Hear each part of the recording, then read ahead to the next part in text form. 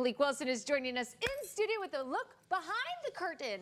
Yeah, or behind the cage in this situation here. So yeah, I took a visit over to the zoo. I was curious as to what they had going on over there. You know, I love animals, and so I went over there to pay them a visit. And so we checked out the Insectarium with our friend Rebecca, who is going to pretty much fill us in on everything that there is to know about Insectarium life. Take a look. The zoo is buzzing with excitement, from large animals to even this butterfly getting a glimpse at the crowds. But very seldom do we ever think about what keeps the zoo up and running. Well, there's various answers to that question, but today I decided to visit the Insectarium, the home of bugs. I think a lot of people, when they walk into the Insectarium, go, ooh, ooh, ew, no, gross. Like, oh, I can't look at it. Yet somehow I thought it'd still be fascinating to learn more. Rebecca has been an invertebrate keeper at the St. Louis Zoo for roughly 2 years. It's such a beautiful field to get into, and so much diversity and fun stuff to learn every single day. Her job consists of record keeping to learn insects' life cycles. We see births every single day, and we see deaths every single day. Team meetings, and the fun maintenance stuff like feedings. So just drop this in there.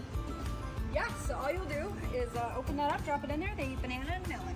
Other parts of the job consist of tours around the Insectarium and releasing butterflies. You want to do it too? You can do You just clip like this. Oh, I got a 2-for-1 package. There you go. Be free.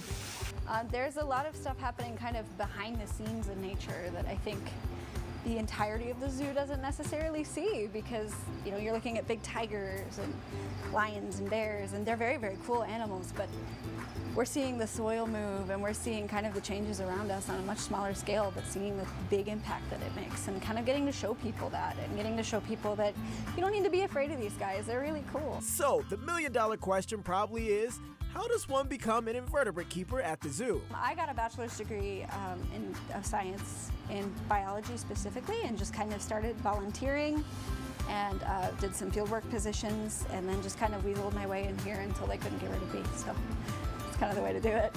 Oh, and remember, you have to have a knack for bugs. That's so cool. They're pretty cool.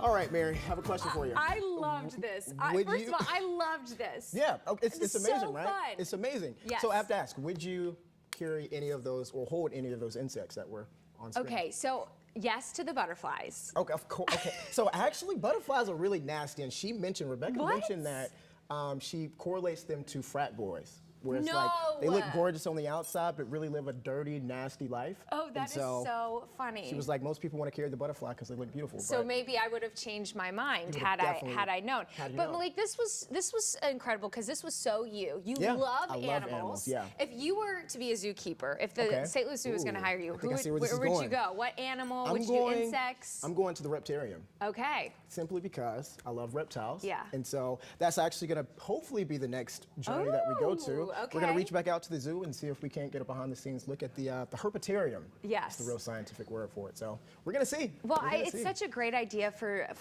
a little segment here, because you always see these people doing these things. To see what they actually do is really neat. And it's an inside look for the viewers, and you know, something we all think about. Yeah. So and soon they're going to hire Malik. That's probably what's going to happen. His next career move.